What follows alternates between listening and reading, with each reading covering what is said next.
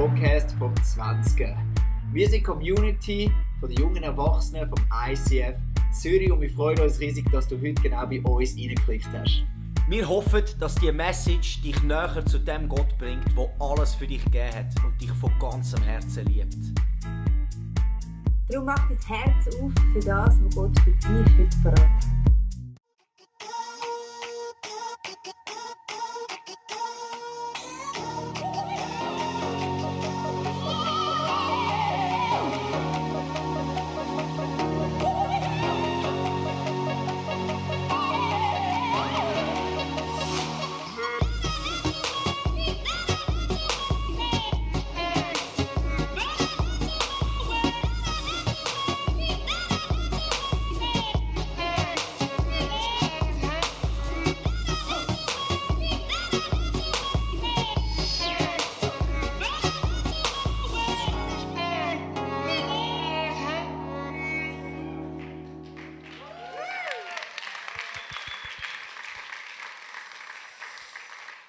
Welcome zu einem guten 20er Abend. Ich weiss nicht, wie du den Worship erlebt hast.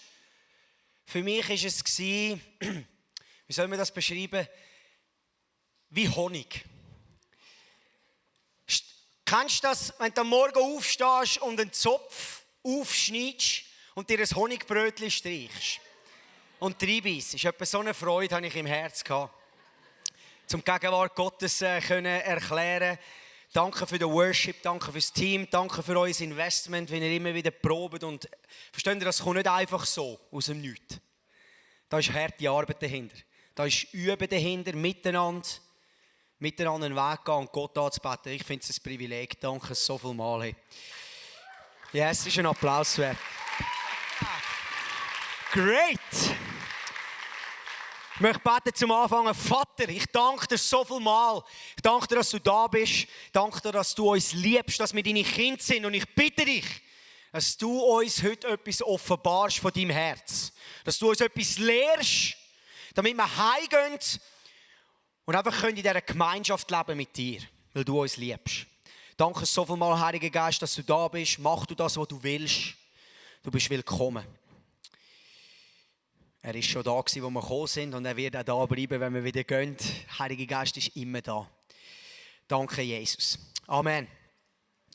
Versteht ihr, wenn du immer da in 20er regelmäßig kommst, weißt du, wir machen immer Serien, viele Serien, gehen wir vielleicht irgendwelche Themen durch oder wir haben Bücher in der Bibel, die wir anschauen, oder Personen. Und heute ist so ein Unforgettable Friday, das ist eigentlich so, wie früher hat man gesagt, Open Topic. Also Open Topic im Sinn von, ich darf das nehmen, was mir auf dem Herz ist. Und verstehst, das ist immer schön. Ich liebe Serien und zwischendurch ist es auch wieder schön, einfach vom Herz zu predigen. Und auf Facebook ist schon gepostet worden, was muss ich tun? Oder besser gesagt, ich habe eigentlich in meinem Herzen den Titel gegeben, absolute Hingabe. Oder wie kann ich das Richtige rausholen aus meinem Leben?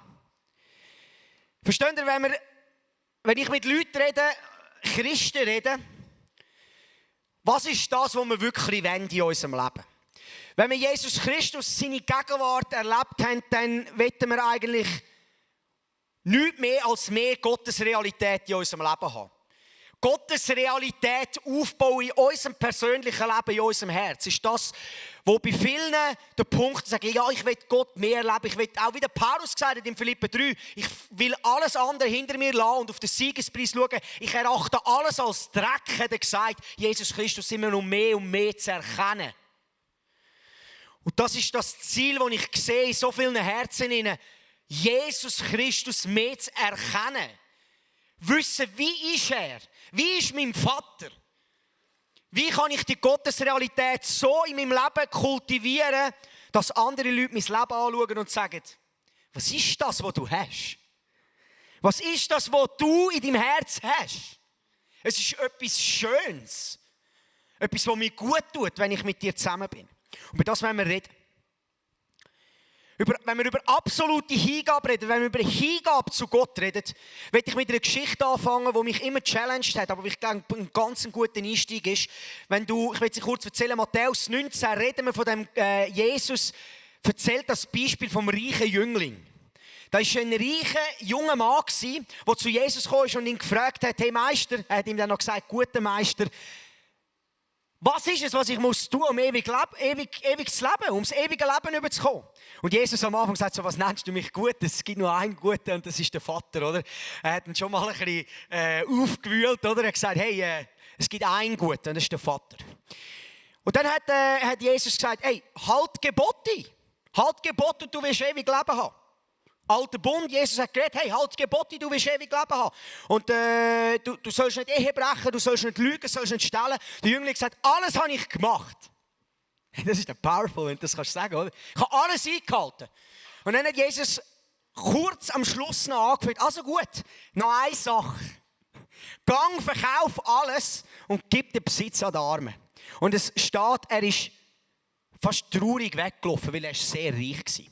Und die Jünger haben etwas gesagt, und das wollen wir lesen. Matthäus 19, 25 bis 26. Die Jünger waren sehr betroffen. Wer kann denn überhaupt gerettet werden? Fragten sie. Jesus sah sie eindringlich an und sagte, menschlich gesehen ist es unmöglich. Aber bei Gott ist alles möglich. Das griechische Wort para, aber mit Gott ist alles möglich.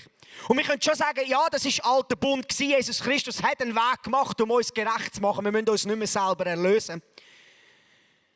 Aber die Aussage ist immer noch gültig. Mit menschlicher Kraft ist es unmöglich, ein hingegebenes Leben zu leben, Gott gegenüber.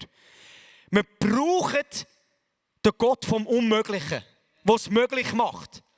Weil mit unserem menschlichen Effort, mit unserer seelischen Kraft, mit unserem Verstand werden wir nie genügend Kraft aufbringen, um unser Leben hingeben zu leben Gott gegenüber. Mit Gott ist alles möglich. In Philipper 2,13 lesen wir, Gott selbst ist ja in euch am Werk und macht euch nicht nur bereit, sondern auch fähig, das zu tun, was ihm gefällt. Das ist ein bekannter Vers. Er tut nicht nur unseren Willen aufbauen, er hilft uns auch, den Willen zu vollbringen. Und das ist genau nochmal das. Wir müssen an den Punkt kommen, liebe 20er, und wenn wir über Hingabe zu Gott reden, will ich dir das am Anfang sagen. Du musst an den Punkt kommen, wo du weißt, in deiner eigenen Kraft ist es unmöglich, ein hingegebenes Leben zu leben zu Gott. Und das nimmt allen Druck von uns. Weil ich vertraue auf den Gott vom Unmöglichen, der es möglich macht. Zuallererst, bevor ich den Lauf mache mit dem Vater, weiss ich, verstehst du, wenn du Römer 7 liest, und wir lesen jetzt immer aus Kontext, Römer 7 redet Paulus über den Status, wo er noch gefangen war im Gesetz. Er redet darüber im Römer 6, wie wir tot sind für die Sünde und nachher, wie er eigentlich gefangen ist. Wer erlöst mich aus dieser Gefangenschaft, oder? Und im Römer 8,1 heisst es dann, für die in Christus Jesus sind, gibt es keine Verurteilung mehr. Nie mehr. Das ist die Revelation, die Offenbarung, die er hatte. Mit menschlicher Kraft ist es nicht möglich. Das ist, wenn du Philipper 3 liest, siehst du das so klar, wie ich es vorhin gesagt habe. Ich habe das Gesetz nach bestem Wissen und Gewissen erfüllt und ich habe das Gesetz hinter mir gelassen. Es ist so schön, wie es in der Message Bible, I stopped being a lawman so that I could be God's man. Ich habe aufgehört, ein Mann vom Gesetz zu sein, damit ich ein Mann Gottes sein kann. Und das ist eine krasse Offenbarung, weil das ist der Anfang, wenn wir heute einsteigen, wenn wir wissen, aus eigener Kraft kann ich es nie schaffen. Das ist eine unglaubliche Demut, weil, liebe Leute, wir alle, die hier in der Schweiz aufgewachsen sind, in Deutschland ist es vielleicht auch so, wir probieren es gerne selber zu machen. Ich kann nur von uns Schweizer reden. Aber ich laufe an Leute an, die self-made men sind. Wir machen es, wir schaffen es, wir können uns verändern. Aber ich weiss, wie ich war. Mit 17, 18, 19. Und ich weiss, wie ich jetzt bin. Es ist unmöglich, das aus meinem eigenen Effort zu machen. Unmöglich. Da kannst du dir nicht auf die Schulter klopfen und sagen, hast dich gut angestrengt. Das ist, wenn wir anfangen zu glauben, bei Gott ist alles möglich.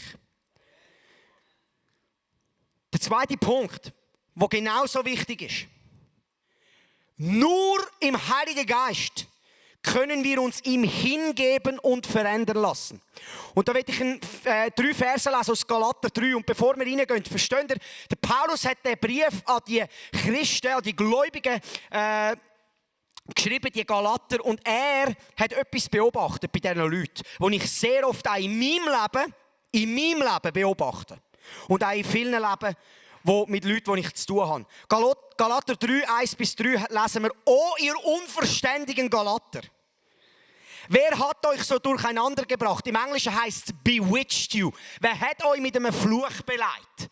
Wer hat euch verwirrt? Ihr habt doch so klar erkannt, was der Tod von Christus für uns bedeutet, als ich euch Jesus Christus, den Gekreuzigten, vor Augen malte. Sagt mir, habt ihr den Heiligen Geist etwa durch das Befolgen des Gesetzes empfangen? Natürlich nicht. Natürlich nicht. Der Heilige Geist kam auf euch herab, nachdem ihr die Botschaft von Christus gehört und ihr geglaubt habt. Versteht ihr das denn wirklich nicht? Ihr habt begonnen, ein Leben mit dem Heiligen Geist zu führen. Warum wollt ihr jetzt auf einmal versuchen, es aus eigener Kraft zu vollenden? Ich habe schon viel über die Passagen angestudiert, aber das ist richtig in your face von Paulus. Das ist in your face und das liebe ich, ihr wisst das. Weil es challenged mich, meine Handlungen, das, was ich sage, das, was ich lebe, zu hinterfragen. Habe ich den Platz verlassen, wo ich meine Kontrolle ganz am Heiligen Geist überlassen habe, im Sinne von, ich habe auf ihn vertraut. Versteht ihr? Und die grosse Diskussion über charismatisch, nicht charismatisch, das interessiert mich gar nicht. Ohne den Heiligen Geist hast du kein Leben und wirst keine langzeitbleibende Transformation in deinem Leben erleben. Da kannst du noch lange diskutieren. Da bleibst du trocken bis ans Lebensende. Und da geht es nicht darum, um ein paar Gaben aufzuheben oder nicht. Nein, da geht es darum, Gott, den Heiligen Geist zu ehren, der da ist. Jesus sitzt zur Rechten vom Vater. Die einzige Gottheit, die da unter uns aktiv ist, ist Gott, der Heilige Geist. Er lebt in uns, er ist unser Freund. Er liebt uns, er baut uns auf, er tröstet uns. Er ist ein Ratgeber. Er sagt uns, wer wir sind. Und wir müssen, versteht ihr, liebe 20er, wir müssen eine Liebe bekommen für den Heiligen Geist. Immer wieder sagen, Heiliger Geist, du bist so willkommen, ich liebe dich. Bitte verändere mein Leben. Wenn wir angefangen haben zu realisieren, dass wir Gott brauchen, dass es unmöglich ist aus unserer eigenen Kraft und wir immer wieder auf den Heiligen Geist zählen und ihm sagen, er darf uns führen. Er darf uns korrigieren, er darf uns lieben, er darf uns richtig geben. Früher habe ich immer gemeint, der Heilige Geist mich korrigiert, ich bin gerade aus der Gnade gefallen. Ich habe meine Gerechtigkeit verloren, Gott liebt mich nicht mehr. Als ich realisiert habe, dass Gott mich liebt, sage ich, Heiliger Geist, bitte vattere mich, bis ein Vater für mich. Bis ein Vater, damit ich ein würdiger Sohn sein kann in dieser Generation. Und ich lerne immer. Da gibt es an jedem Tag Sachen, die aus meinem Mund rauskommen, wo ich im Nachhinein merke, Scheibe. Das hätte ich nicht sagen sollen. Das hätte ich nicht machen sollen. Hätte nicht so reagieren sollen. Das ist der Heilige Geist, der mich vattert. Ich bin nicht angeklagt, ich bin nie verurteilt, ich lebe im Licht. Aber ich lerne daraus und ich bringe das ins Gebet. Ich sage, Heiliger Geist, also wenn das dein Leben ist, dann sind das nicht meine Gedanken. Ich will das nicht sagen, nimm es weg von mir. Gnade kommt und transformiert dein Leben. Das ist ganz wichtig. Die Liebe zum Heiligen Geist, er ist ein Freund. Er liebt uns. Hast du gerade letztens mit jemandem, wo ich Mentor haben wir geskypt und dann hat er gesagt, ich habe angefangen zu lernen, auf Gott zu hören. Und ich bin einfach mal, wenn ich angebetet habe, in meinem Zimmer ruhig gewesen und habe gehört, da habe ich so ein paar Gedanken gehört und ich bin nicht ganz sicher gewesen, ob es Gott war. Aber da hat die Gedanken in meinem Kopf gesagt, ich bin zufrieden mit dir. Du bist im Fall genug, ich liebe dich. Und ich habe gesagt, das ist der Vater. Jedes Mal, wenn du ruhig wirst und hörst, wirst du wieder hören in deinem inneren Ohr. Du bist recht. Es ist gut, wie du bist. Ich habe dich lieb. Stand auf, komm weiter. Der Find ist der anklagt. Scham, Anklage und Urteil, Hauptwerkzeug vom Teufel, direkt aus der Hölle. That's powerful. Johannes 15 heißt ganz klar, Jesus sagt dort, wo er über den Weinstock redet, liebe Leute, ohne mich könnt ihr nichts machen. Der Heilige Geist ist da. Ohne ihn können wir nichts machen. Und wenn ich euch einen Ratschlag mitgeben darf, wenn ihr am Morgen aufsteht, ein Wunsch auf dem Herz, dann ist das Gebet, das ich wahrscheinlich am meisten bete In meinem ganzen Leben. Bis jetzt. Und ich hoffe auch, bis ich von dieser Welt gehe mit 120. Ich habe gerade heute mit meiner Großmutter geredet und sie so, du freust dich auch, wenn Jesus wiederkommt. Ich so, nein, ich werde 120, er soll noch warten. Es gibt noch viele Menschen, die zu Jesus finden. Und sie so, weisst du, ich würde mir schon wünschen, wenn er jemanden kennt. Ich so, ja, du bist auch 80. Und hey, ich liebe meine Großmutter, so treu ist sie. Johannes 16,13 heisst es, wie ich es bete, heisst so viel wie Heiliger Geist, bitte führ mich in alle Wahrheit. Führ mich in alle, verstehst du? In unseren Kirchenlandschaften, in unseren Theologien haben wir so viele verschiedene Ansichten. Die einen sehen es ein bisschen so, die anderen sehen es ein bisschen so. Und ich kann dir nicht sagen, ob das richtig ist oder das. Es kommt auch gar nicht darauf an. Weil ich will nicht von dem Baum essen, von Gut und Böse. Ich esse vom Baum vom Leben. Sein Name ist Jesus Christus. Aber ich bete, Heiliger Geist, führe mich in alle Wahrheit. Und darum muss ich keine Angst haben. Und ich bete es jeden Tag. Und das ist nicht einfach, Heiliger Geist, führe mich heute in alle Wahrheit, bitte. Damit ich das Richtige tun kann. Und plötzlich wird er dir vielleicht Sachen aufzeigen, die alle anderen anders machen. Vielleicht eine ganze Kirche anders macht. Ganze Communities anders macht. Aber du hast es auf dem Herzen und sagst, ich mache es so. Dann ermutige ich dich, es so zu machen. Vertraue auf ihn, dass er dich in alle Wahrheit führt. Er wird dich in der Schrift immer wieder bestätigen. Er wird dir immer wieder Worte geben, die das bestätigen an dem Abzweiger, wo er dich geführt hat. Und darum müssen wir immer auf ihn vertrauen.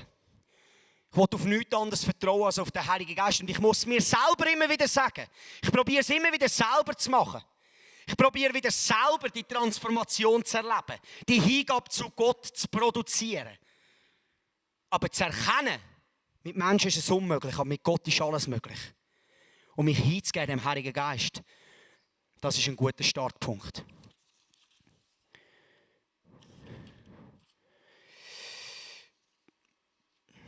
Der dritte Punkt, der Wunsch des Herzens wird offenbart, wenn es niemand sieht. Und das ist ganz wichtig und ich höre mich viel über das reden, aber alles, was der Vater braucht, ist ein Herz, das sagt, kannst alles haben. Und viele Leute sagen, ja, warum, Dominik, hast du eine Leidenschaft für Jesus Christus? Vielmals sind das die Gebete, wenn niemand schaut, Herr Jesus, ich habe dich noch nie gesehen, aber mein Herz hat dich gesehen.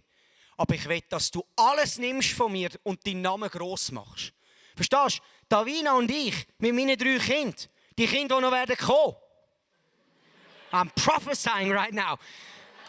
Amen.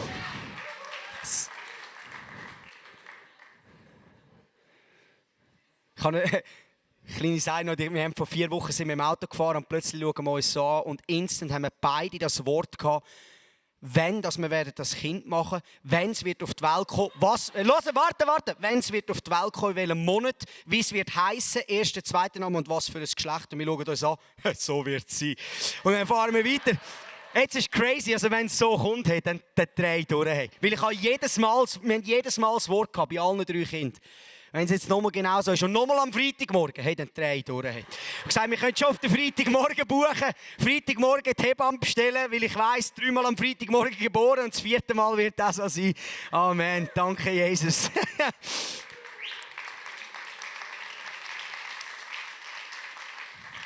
Verstehst du? Dort muss jeder an den Punkt kommen in seinem Herz, wo er sagt, okay, du kannst alles haben. Weil dort fängt es an. Du realisierst, dass du es nicht schaffst alleine. Du verlässt dich und sagst, okay, Heiliger Geist, wenn du wirklich so ein guter Freund bist, dann führ mich bitte, ich gebe alles ab. Und dann kommst du in die Gegenwart und sagst, Vater, da kannst du mein ganzes Leben haben. Ich lege alles ab. Aber das Einzige, was ich will, ist, dass der Name von Jesus Christus erhoben wird durch mein Leben. Wenn ich sterbe, wünsche ich mir, dass die Leute sagen, da ist ein Mann gestorben, der den Namen von Jesus Christus gross gemacht hat. Das ist mein einziger Wunsch. Wenn die Leute das mit einem Ja beantworten können, die dort an meiner Beerdigung sind und jubeln über mein Leben, dann bin ich dankbar, in die Gegenwart vom Vater zu kommen. Weil um das geht es, dass wir ihm seinen Namen gross machen. Das machen wir da. Das machen wir, wenn du in deinem Job bist, in der Schule, egal wo. Wir machen seinen Namen gross. Wir lupfen ihn auf. Er ist der, versteht ihr? Er ist der den Weg gemacht hat. Der letzte Punkt, und ich glaube der wichtigste Punkt, wenn wir über die Hingabe reden, zu Gott und die Gottesrealität wollen, aufrechterhalten und wachsen drinnen ist, lebe im Glauben. Klammern, kein Fühlen, kein Schauen. Wenn du schon mal dahinter gekommen bist, in den Glasraum für dich beten lassen, und du kommst auf mich zu und sagst, Dominik, kannst du für mich beten? Ich fühle mich so weit weg von Gott. Dann weisst du, was ich dir antworten werde. Dann werde ich dir liebevoll in die Augen schauen und sagen, ich werde für dich nicht beten. Und du denkst, ja, hey, das kannst du ja nicht machen. Das Liebevollste wärst doch, du würdest beten und sie würden die Liebe vom Vater erleben. Dann würden sie rausgehen. Ich werde nicht beten und eine Lüge bevollmächtigen, damit du nächste Woche wieder Gebet brauchst, um seine Liebe zu empfangen. Weil Gott ist nicht weit weg. Er ist in dir drin. Er hat gesagt, er wird uns nie verlassen bis ans Ende der Welt. Er hat Wohnung genommen in uns. Er ist nie weit weg. Es ist unsere Perspektive, die eine Lüge geglaubt hat, dass Gott weit weg ist. Such ihn in dir drin.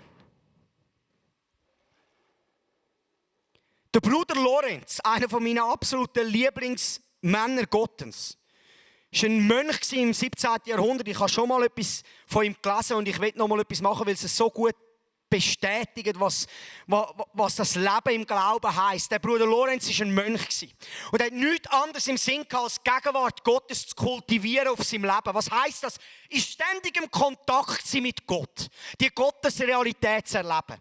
Und zwar, wenn er am Betten war, wie wenn er am Arbeiten war. Ob er in der Küche mit 10 Leuten am Kochen war, im Stress, im Alltagsstress, oder alleine in seinem Zimmer auf den Knien, das hat für ihn keinen Unterschied gemacht. Er, in dem Büchlein Träger seiner Gegenwart, redet er darüber, wie er das kultiviert hat, immer seine Gedanken und sein Herz auf den Vater auszurichten. Das hat mich so beeindruckt. Ich bin ganz am Anfang, aber ich schaue sein Leben an und ich bin dort und denke, wow! Die Leute sind von weit her gekommen, nur schauen, wie er Herdöpfel rüstet. Er hat nichts gesagt, er hat nur Herdöpfel gerüstet, aber die Liebe von Gott war auf dem Maß im Leben gewesen, das hat die Leute angezogen. Die haben gesagt, mit dem Mann da will ich sein, da geht es mir gut. Kaum bin ich in dieser Gegenwart von diesem Mann, habe ich einen Frieden im Herz. Ohne, dass er etwas gesagt hat. Und dann hat er einmal zu einer Frau gesagt, in diesem Brief schreibt er das auf, sagt er dort, ich habe das auf dem Screen, viele äußere Segnungen können sie Gott nie so nahe bringen wie ein schlichter Akt des Glaubens. Suchen Sie ihn also oft durch den Glauben. Oh, liebe Freundin, der Herr ist nicht irgendwo außerhalb und schüttet seine Gnade auf sie aus. Der Herr ist in ihrem Innern. Suchen Sie ihn dort, im Innern und nirgendwo anders. Da können wir etwas lernen, liebe 20. Wir können etwas lernen von einem Mann, der gewusst hat, was es heisst, in der Gemeinschaft mit Gott zu leben. Wir geben unseren Umständen das Recht, unsere Gefühle zu definieren. Wir leben in den Gefühlen und wie es mir geht. Und wie meine Mutter mich behandelt hat und wie es letzte Woche bei der Arbeit gegangen ist. Und wie dieses und jenes. Aber wir können nicht in unseren Gefühlen leben. Wir müssen in dieser Wahrheit, in dem Glauben leben, dass es einen Gott gibt, der gesagt hat, er wird mich nie verlassen und er hat Wohnung genommen in mir. Und darum sage ich ja. Ich sage ja zu meiner Seele. Ich sage ja zu meinem Körper. Ich sage ja zu meinem Geist. Mein Vater liebt mich und wohnt in mir. Das sind meine Worte. Und das sind deine Worte. Leben im Glauben ist etwas vom Kostbarsten. Wie oft sage ich, Vater, ich will dich sehen. Ich will da noch Visitation haben. Ich will gerne in den Himmel mitgenommen werden, wie der Paulus. All das. Und was hat er gesagt? Was hat er seinen Jüngern gesagt? Was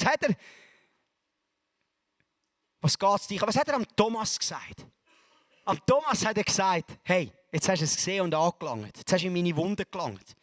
Aber gesegnet sind die nicht sehen und doch glauben. Und dann bin ich so einer. Und wenn ich für mein ganzes Leben so jemand bin, aber ich werde einen Reward haben, weil ich im Glauben gelebt habe und nicht im Gesehen.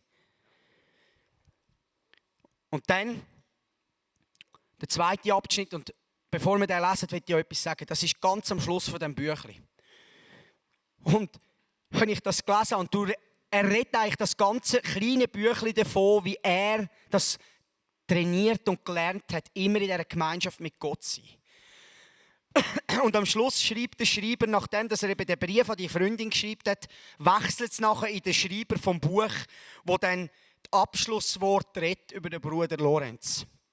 Ein Mann, der mich zutiefst beeindruckt. Da lesen wir, Bruder Lorenz wurde 2 Tage, nachdem er diesen letzten Brief geschrieben hat, bettlägerig und starb noch in derselben Woche. Gewiss erkannte er dann seinen Herrn sehr rasch, denn schon solange er an seinen irdischen Körper gebunden war, hatten seine Augen des Glaubens kaum auf etwas anderes geschaut als auf den Herrn. Es ist so powerful. Es ist so powerful. Gewiss hat er seine geistlichen Augen aufgemacht und hat den erkannt, den er schon sein ganzes Leben lang nicht mit seinen realen Augen, sondern mit seinen Herzensaugen gesehen und geliebt hat. Ist das nicht eine Ermutigung? Das ist so eine Ermutigung. Wir wollen es immer sehen. Aber er Mann hat im Glauben gelebt. Und es hat mich so unglaublich ermutigt. Und wenn wir die 3 Sachen zusammennehmen, wissen wir, mit Gott ist nichts unmöglich. Er macht es möglich. Ich gebe mich hin am Heiligen Geist und ich lebe im Glauben. Ich kann Gott mit meinem Leben alles machen, was er will. Dann habe ich mich in eine Position begeben, wo ich hingeben leben Gott gegenüber. Und was heisst denn das genau? Hingeben leben Gott gegenüber. Es heisst so viel wie Barmherzigkeit zu zeigen, Mitgefühl und in Liebe zu dienen und Frieden zu stiften. Und liebe Leute, für das sind wir berufen. Wir sind berufen, Mitgefühl zu haben, Barmherzigkeit zu zeigen, in Liebe zu dienen und Frieden zu stiften. Das ist unsere Aufgabe, das ist unser Beschreib. Als Kind, als wahre Söhne und Töchter Gottes. Das ist so powerful. Der Paulus ist ein Vorbild. Und er redet da im Philipper 4,8. Und nun, liebe Freunde, lasst mich zum Schluss noch etwas sagen. Konzentriert euch auf das, was wahr, das heisst so viel wie wahr, die Wahrheit lieben und anständig und gerecht ist. Denkt über das nach, was rein ist und liebenswert und bewunderungswürdig. Das heisst so viel wie of good report. Man sollte es nachahmen, man sollte es immer wieder daran denken und wiederholen. Und über Dinge, die Auszeichnung und Lob verdienen. So eine krasse Bibelstelle. Was sollen wir unsere Gedanken konzentrieren in dem hingegebenen Leben mit Gott? Versteht ihr? Und wir sind berufen, hingeben zu leben für Gott. Und wir haben in den letzten Wochen so krasse Sachen erlebt mit Gott. Wir haben so viele Leute gesehen, die berührt worden sind, die gesund worden sind. Der Heilige Geist, wir haben viel über Heilung geredet.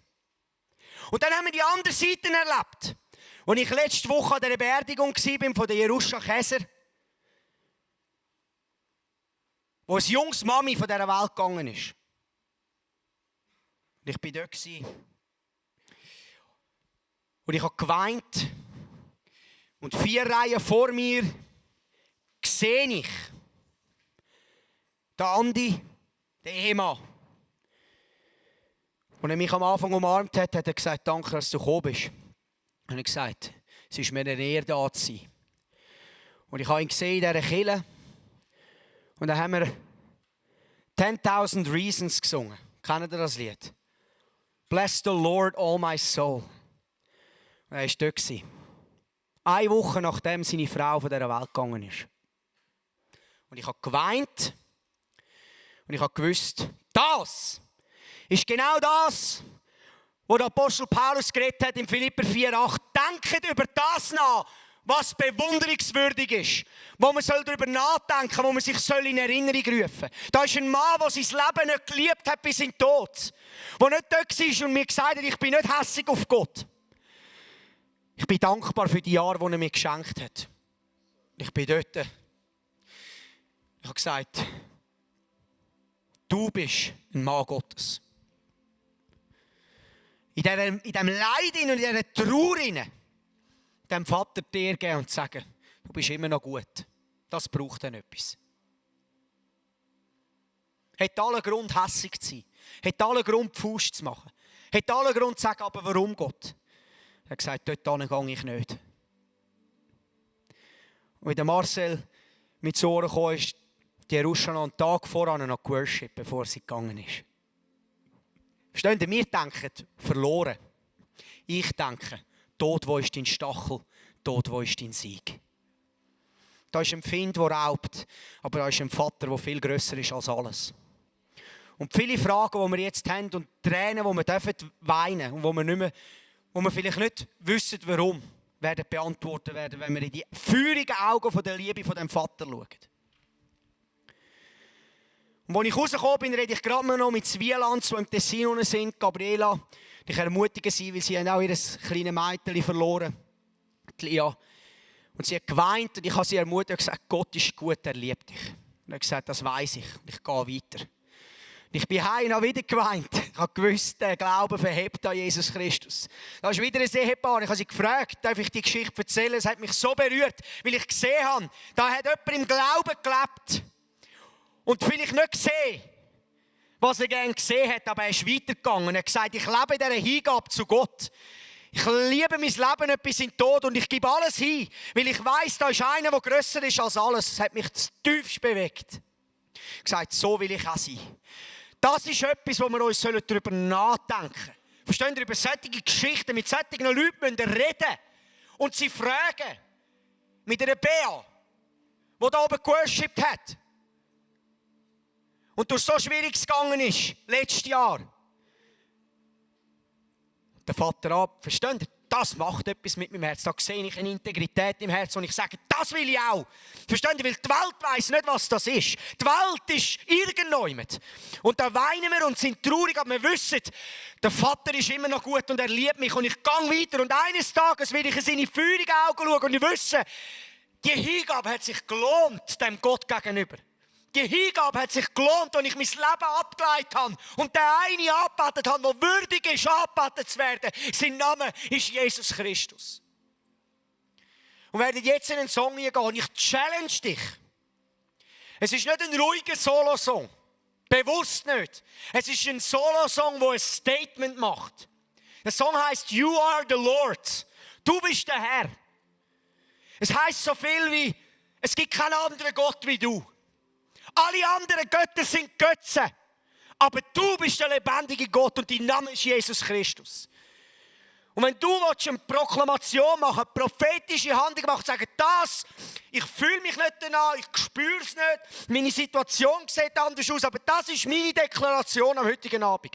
You are the Lord.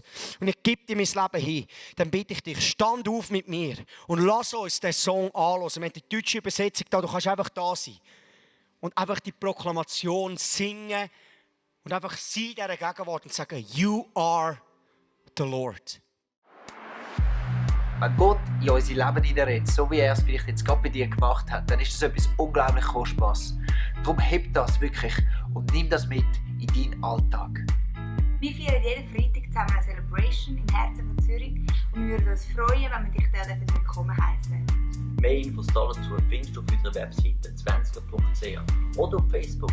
Wir haben auch andere geniale Events unter der Woche oder geniale Camps, die gerade vielleicht etwas sein für dich. Wenn du etwas erlebt hast mit Gott, dann schreib doch das uns auch. Das würde uns mega ermutigen und wir würden uns freuen, mit dir zu connecten. Bis bald. Tschüss. Ciao.